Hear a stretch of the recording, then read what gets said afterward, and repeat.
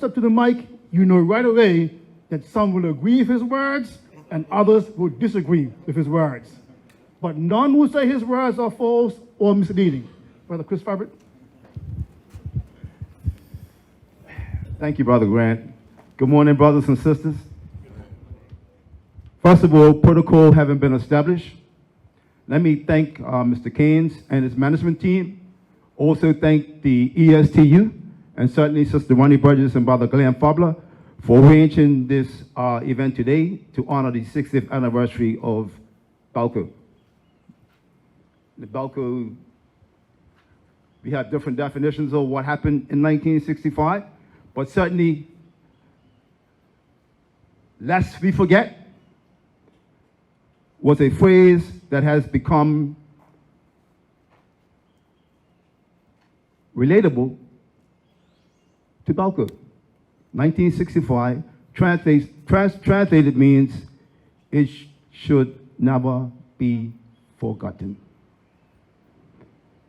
We, the current members of the Bermuda Union, will never forget the men and women who sacrificed to not only lift up members of the BRU, but the working class people of Bermuda.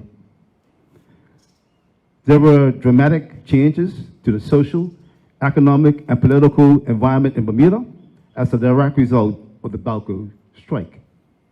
The strike began on January 19, 1965, but leading up to that date, the union and the directors of Balco have been in discussion since November of 1964 about having a secret ballot of union recognition for 97 linesmen who joined the BRU and formed the electrical division.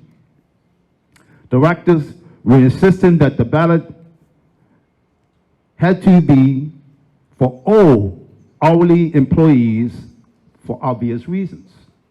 What were the obvious reasons? Obvious reasons was the management team knew that the 97 workers were all going to vote for the BRU. So they need to stack the deck. My words. Stack the deck meaning there should be an established bargaining unit. The bargaining unit would have been the linesman. If the two parties agreed to a bargaining unit, neither party, whether it's the employer or whether it's the union, can change the rules. That's why we have the definition of a bargaining unit. There's the 100 people that can vote. So you can't say, well, I'm going to have another 100 so I can make sure I can have a different outcome. And as I said, it's for both parties because we both agree on the bargaining unit. So the day of the ballot, we know who's going to be able to vote. And the reason why the management team wanted this our employees, because they knew exactly once they included them, the outcome is now history. On February 2nd, 1965 is a date in history that we will never forget. The BRU was not just fighting for Balco. We were fighting for all companies in Bermuda. In the words of Dr. Barbara Ball, at the time, several directors of Balco all owned businesses, and businesses on Front Street. They were members of the legislature. We were definitely on an unlevel playing field, but it was a dedication and determination of those brothers and sisters that change did come to Bermuda. So what began as a peaceful picketing became a date that we are here to reflect upon and to remember, to thank those who paved the way for us. We must educate the young people about the struggle that took place to get them where they are today in the workplace. All the benefits such as vacation, sick leave, health insurance, pensions, and all the other fringe benefits that are enjoyed today by the working class population of Bermuda. Those brothers and sisters who made significant sacrifices and are not here today to reap the benefits of their labor, but I can assure you that they are more than happy that their efforts were not in vain. The